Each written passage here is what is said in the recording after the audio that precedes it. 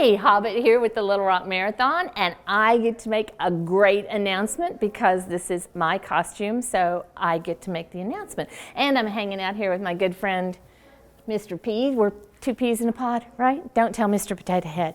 Anyway, for those of you who are registered for a Saturday race and a Sunday race at the Little Rock Marathon, you will be getting not one medal, but three medals. Not one medal, not two medals, but three medals. So you'll get your medal on Saturday, you'll get your medal on Sunday, and then you will get another medal to commemorate your accomplishment for running both days.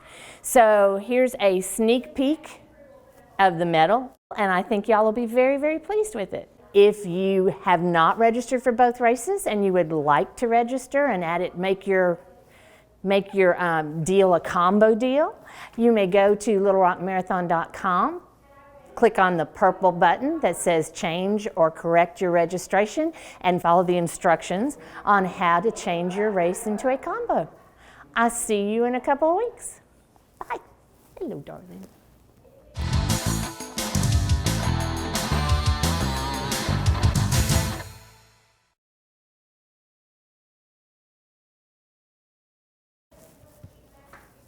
Are we done? I love it.